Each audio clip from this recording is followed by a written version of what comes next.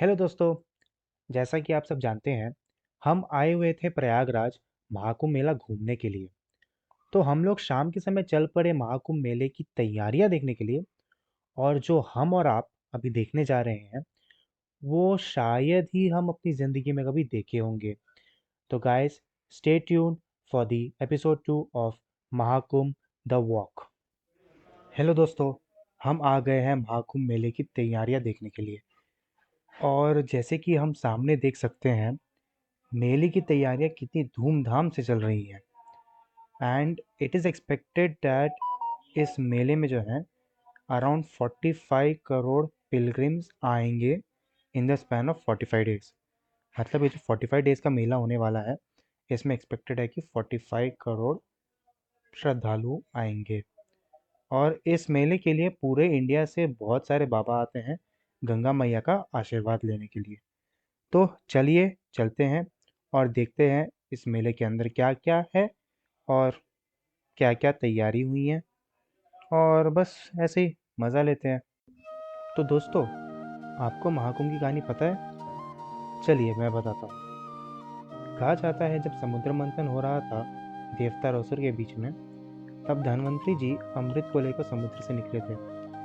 तब भगवान इंद्र के बेटे जयंत वो अमृत लेकर असुरों से दूर भाग रहे थे, ताकि अमृत असुरों के हाथ ना लगे। उसी बीच अमृत का बूंद हरिद्वार, प्रयागराज, उज्जैन और नासिक त्र्यंबकेश्वर में गिर गया।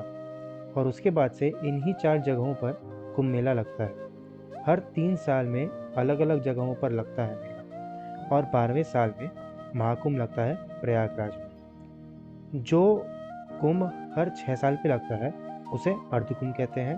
और 12वें साल पर उसे महाकुंभ कहते हैं।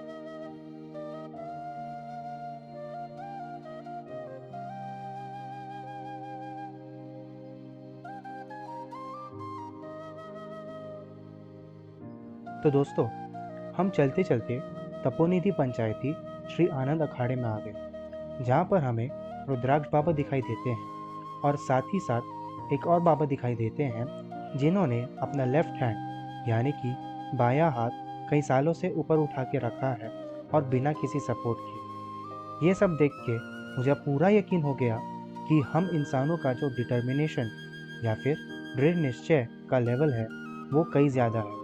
बस हमें उसे समझकर उस पर काम करना चाहिए, ताकि हम इस ज़िंदगी में जो कुछ भी हासिल करना चाहते हैं, वो सब हासिल कर सकें।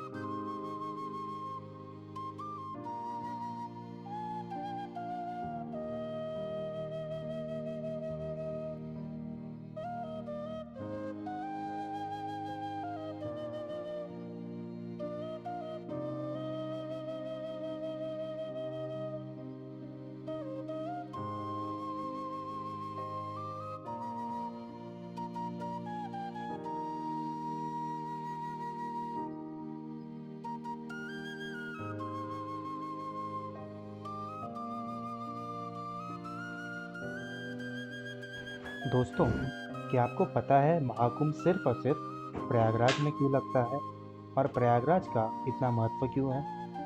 जैसा कि आप जानते होंगे कि हरिद्वार, उज्जैन और नासिक त्र्यंबकेश्वर में गंगा नदी बहती है, लेकिन प्रयागराज में 3 नदियों का संगम है, गंगा, यमुना और सरस्वती। और इन्हीं 3 नदियों का संगम प्रयागराज का महत्व बढ़ा देता है और इसी कारण प्रयागराज में महाकुंभ का मेला लगता है।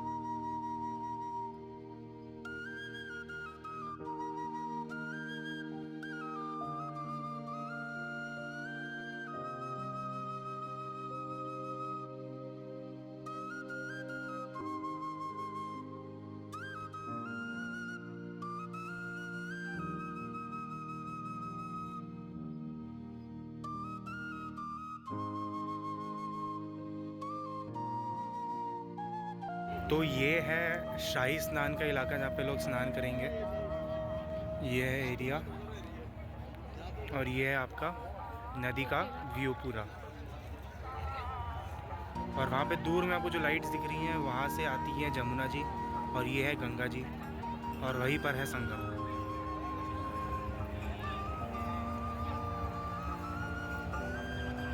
कितना भव्य दृश्य है, मन मोहने वाला, मन को शांति पहुँचाने वाला भव्य दृश्य है।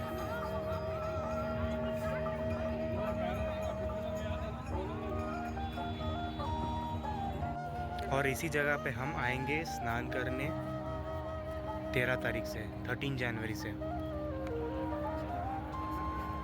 कितना अच्छा व्यू है, वाह।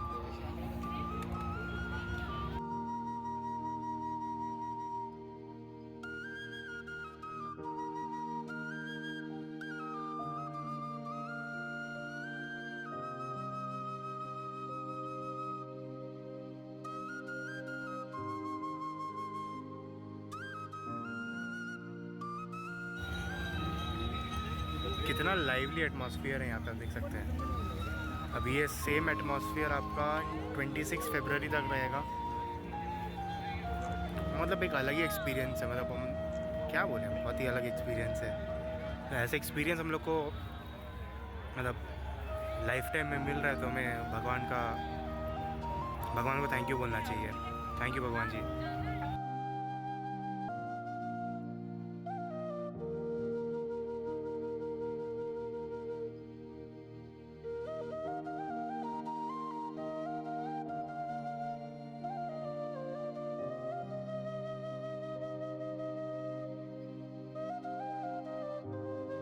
ये सब जो आप देख रहे हैं ये हैं अखाड़े और सब बाबाओं के अपने अपने अखाड़े होते हैं और इन सब अखाड़ों में 13 जनवरी के बाद से भजन कीर्तन होंगे।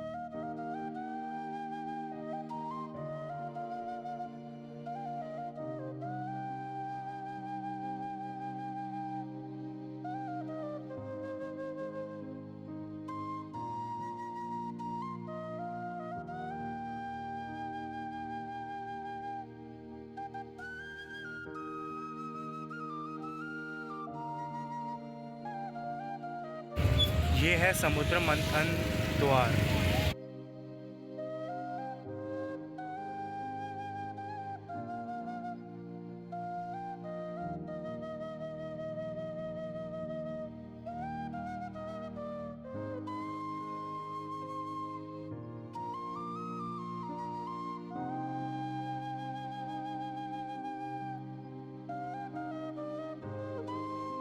अभी जो आप ये सब देख रहे हैं ये हैं अलग अलग अखाड़े जो मेले में लगे हुए हैं।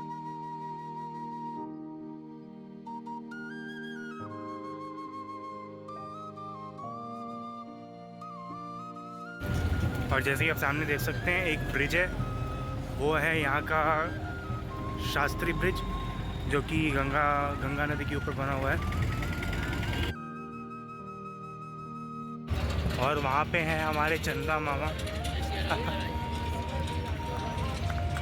और ये है कुंभ मेले की तैयारी, बहुत ही शाही तैयारी है।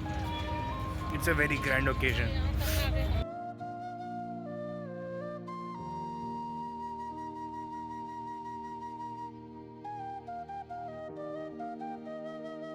जैसा कि आप सामने देख सकते हैं कि ब्रिज के पिलर्स पे अलग अलग भगवान जी की ड्राइंग्स बनी हुई है। ये एकदम अलग ही लुक दे देता है इस मेले को।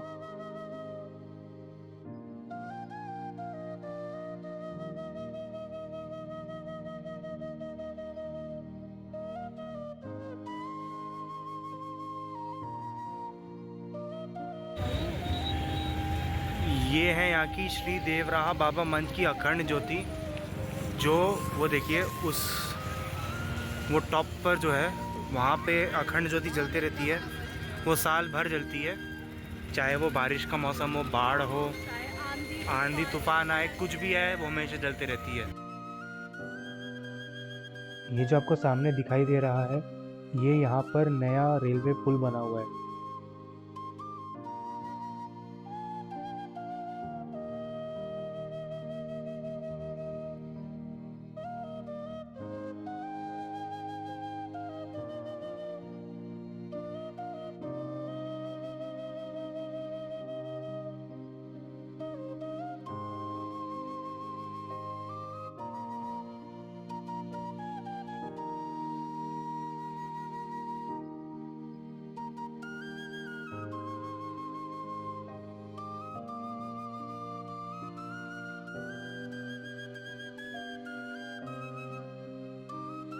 तो हम मेले के दूसरे सेक्टर में आए हुए थे।